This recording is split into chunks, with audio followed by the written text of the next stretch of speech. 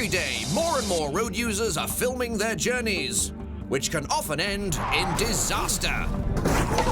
Pioneered by motorists in Russia and Eastern Europe, dashboard-mounted cameras are constantly recording our behavior on the roads. From the bizarre, to the ridiculous, the funny, to the downright dangerous. The thousands and thousands of dash cams around the world have captured just about every mishap you can think of. Now we're going to delve into this treasure trove of stupidity on the roads. Put things right by pointing the finger of blame. Replay the action to see what really happened. And of course, there's nothing like seeing other people's mistakes when it comes to helping us become better drivers. And please remember, on all the clips, yes, that's all the clips we show, no one, and that means no one, is seriously hurt. So drive safely. Not everyone is this lucky.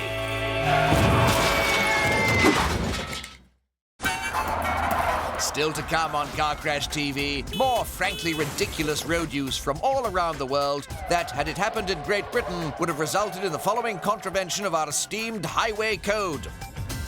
Article 7. Pedestrians do not cross until there's a safe gap in the traffic and you are certain there is plenty of time. Article 170. Do not cross or join a road until there is a gap large enough for you to do so safely. The one about finding a quiet corner in which to practice your vehicular dance routines. And from my guide to surviving the Lada apocalypse, Chapter 4. Beware Ladas hunting in packs.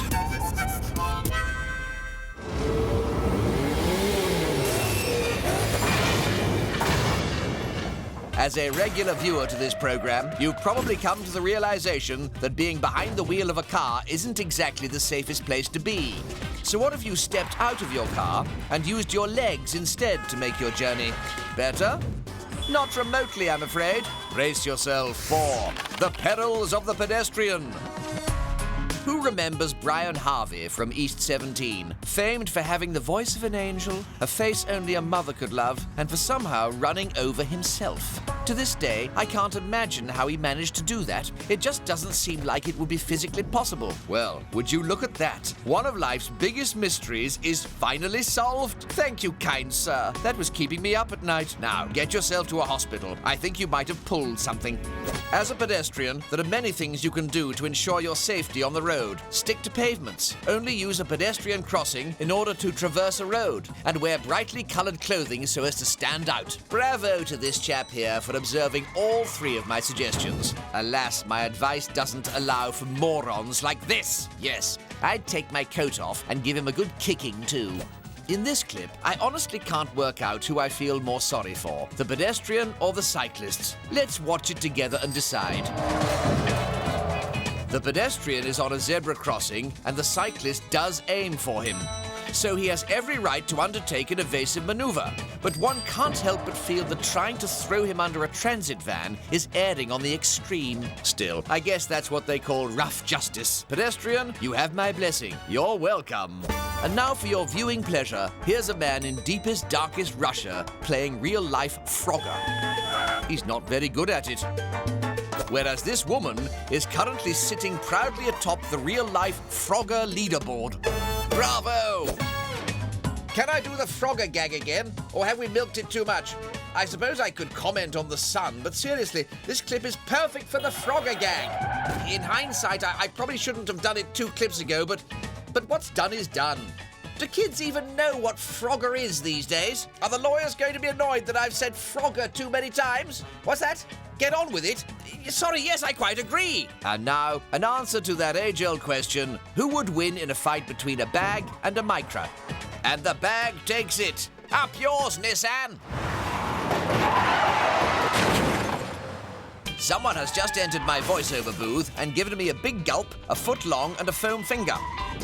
I know what you're all thinking, but don't be disgusting. This is a family show. So why have I been furnished with this selection of props that have a distinct whiff of the US of A about them? Isn't it obvious? Well, it should be. This is Off-Road Rodeo! Well, howdy, folks, and you join us riding shotgun with two-times off-road rodeo champion Chad McMatthews. Chad's known for his often cavalier approach, and he's not holding back on this run, which is a big mistake as a patch of black eyes sends him off for just 14 seconds. That silver blur is veteran rodeoer Herb Hardhammer. Clocking in at a ripe old age of 98, Herb recently fathered his 22nd child. Hard by name and hard by... But wait! Before I can compliment Herb on his virility, he takes his minivan sideways and is off for 15 seconds. Let's hope he has one more in him. Rodeos, that is, not children. Herb, it's time to retire the hammer. We're on board now with recovering alcoholic Harlan Pitt, who's just successfully made it through the 12-step program. Let's hope that poor run of 10 seconds ending in such a depressing view doesn't see him back on the sauce. Next, Theodore Winchester Maplethorpe Jr. III. Big name, short run, only 4 seconds. Back to rodeo school, Theo. Up in the distance, you can just make out Chubbs Baxter, whose butt is so vast it's altered the center of gravity for his entire vehicle. I like big butts, but off-road rodeo does not. 9 seconds is not a score to be proud of, fatso. Our final competitor today is Annie Oakley, a dab hand with a car and a rifle. When she's not driving, she can be found down the local fun fair winning oversized teddy bears and eating her exclusive diet of cotton candy. She may have a sweet nature and a sweet tooth, but there's nothing sweet about that ride. Over after 10 seconds. Which means our winner today is none other than Herb Hardhammer, who goes home with yet another impressive erection for his trophy cabinet. We'll see y'all soon for more off-road rodeo. Yee-haw! It's amazing how over the years the Junction has become a universal meeting-up place for members of the jerk community. It's like they can't see that organizing these powwows at the point where two roads meet is an unhealthy decision for their own personal well-being. So we've pulled together a smattering of such meetups to act as a caution to the jerks of this world in the hope they'll find somewhere safer to convene. Make way for the Junction Jerks! Take this jerk meetup, for instance. This guy is so anxious to see what kind of sensuous events their nighttime rendezvous might lead to that he's ended up completely embarrassing himself. At least they got to stare into each other's headlights. An undeserved romantic ending for this jerk. Even Leonardo DiCaprio would say no to going out in these levels of snow. But then, not all of us have claimed our sympathy Oscar yet. Here's a local jerk who's gone out thinking he has a chance at that Academy Award. Try sleeping inside a dead horse and then we'll talk. It's passionate encounters between two jerks like this which put the sex in intersection. Doesn't the intensity just warm the cockles of your Japanese triangular cartoon heart? Do you ever find yourself at a junction waiting to turn and asking yourself the question, why? This guy clearly does. He's got it written all over the car. But why is he having this existential crisis? Oh, I see. Yes, why indeed. Regular viewers to this fine show will be aware that we have a resident magician at our disposal, the amazing Car Crashini. Well, we did, but after a series of very public spats, I've been forced to fire him. But fear not, after an exhaustive search and a series of grueling auditions, we've employed a new, bigger, better magician who was crucially available for the same measly salary, which I assure you had no bearing on our decision. So without further ado, please welcome the incredible Car Smashini, as this is Abracadabra.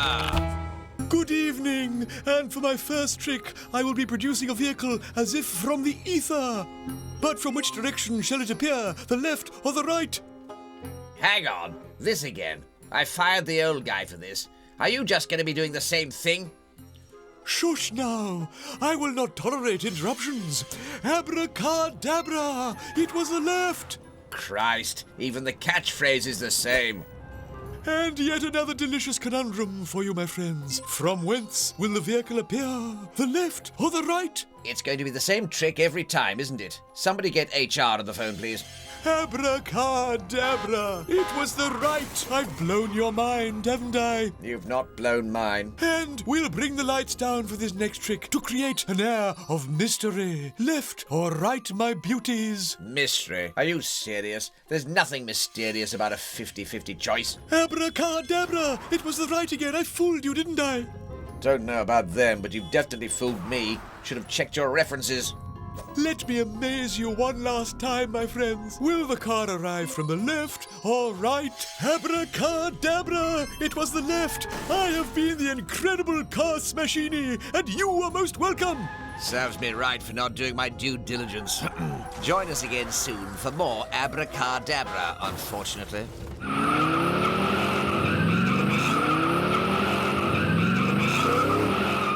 You join us tonight with the world on the brink of collapse. Reports are coming in from around the world as the vehicular uprising gathers pace. You must stay indoors and remain vigilant. The curfew is in place for your own protection. Keep your loved ones close and remember to give them a kiss tonight. It could be your last. This is a CCTV News Special Report with Chad Dexter. They're small, they're boxy, and they hail from Russia. Watch out, there's a Lada about. Our first report comes from the picturesque seaside resort of Cannes in France, where the movie festival is in full swing. Security is tight, but this vicious red blighter found a way through and quickly tried to steal the limelight from the Hollywood elite. Meanwhile, in Edinburgh, Scotland, a number of pedestrians were targeted by one of the Lada estates. Fortunately, the crash barrier provided ample protection for these poor souls. However, the psychological impact of being that close to a Lada will lead to years of therapy.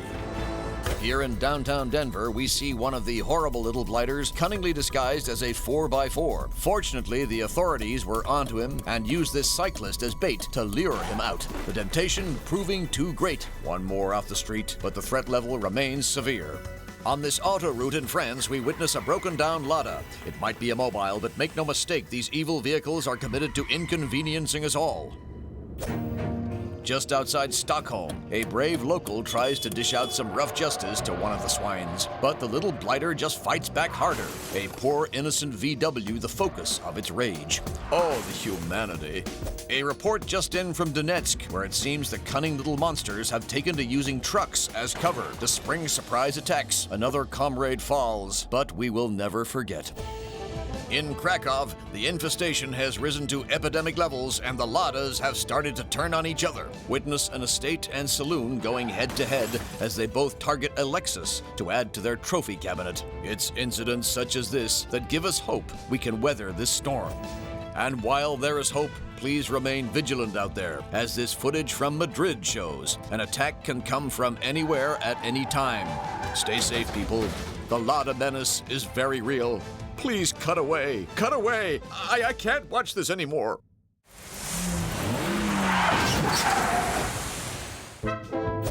Coming up in the exciting denouement of Car Crash TV, we play around with the big boys in trucking hell. Hit the dance floor for a little bit of strictly car crashing. And try not to snigger as I use the term rear-enders. But first, it's a quick run-up for this one, so I'll keep it brief and simply ask, what happens next? It's filthy.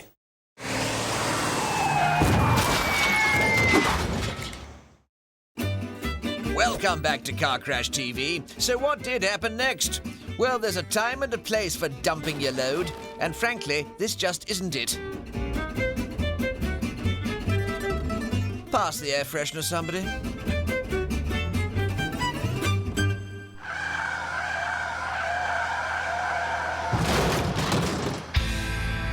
And now, ladies and gentlemen, we shift our focus to some of the bigger beasts you find on the road.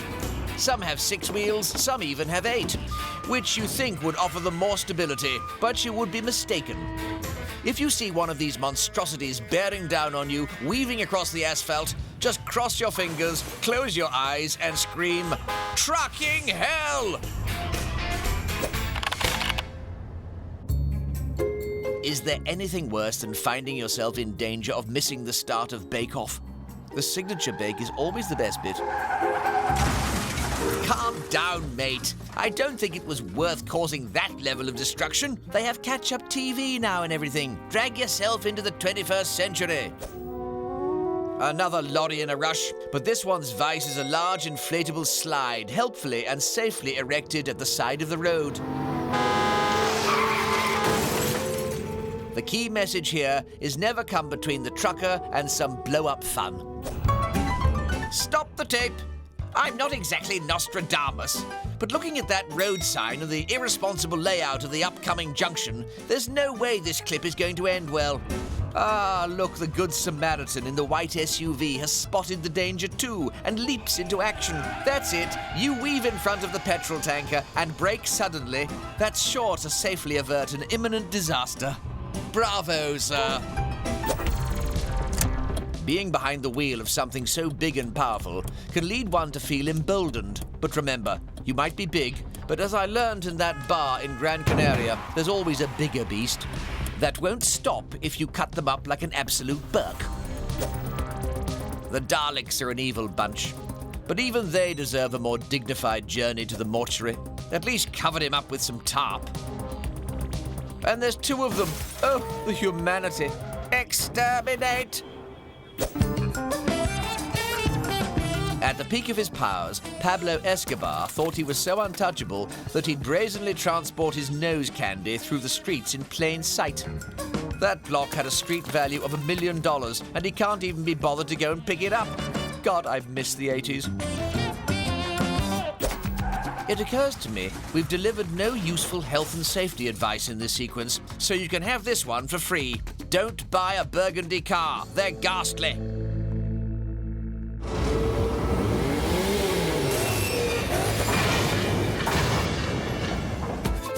When we throw this show together, and believe me, we throw it together, to make our lives easier, we tend to loosely collect together about 6 or 7 clips, find something in the zeitgeist that will appeal to our audience, and then try and shoehorn that theme into our unrelated collection of crashes. I'm not going to lie.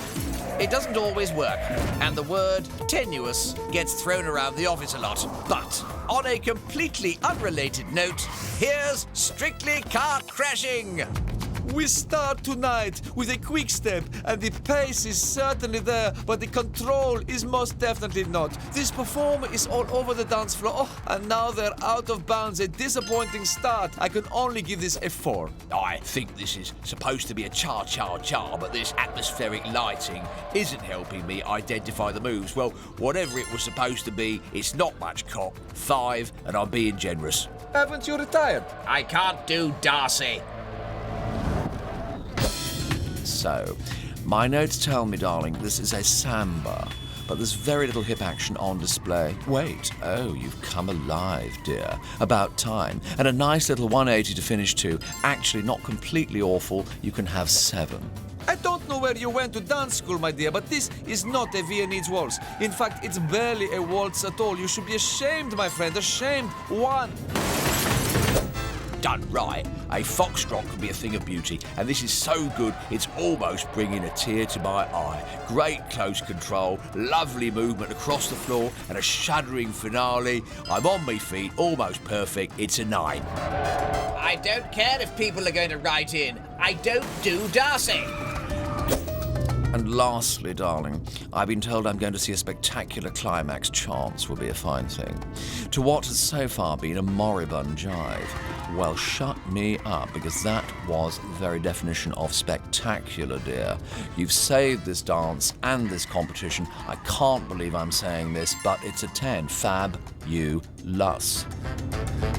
Well, that's it for this edition, but rest assured, we'll be mashing together car crashes and ballroom dancing again very soon.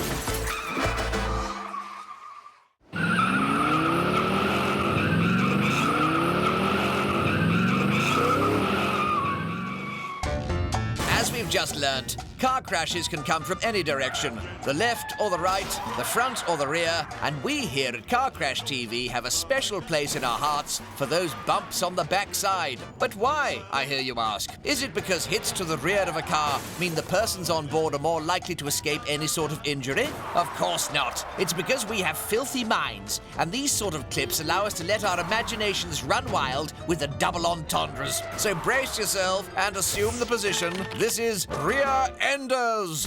Whenever I go on holiday, I'm always annoyed by the rest of the world's selfish attitude when it comes to driving on the right side of the road. How hard would it be to change your complete road network and infrastructure to mirror our great nation, you selfish gits? It would make life easier for this guy too. Poor lamb. He's got no idea what to do at this roundabout, and predictably, one of the locals loses patience. I hope he paid for that extra insurance at the airport.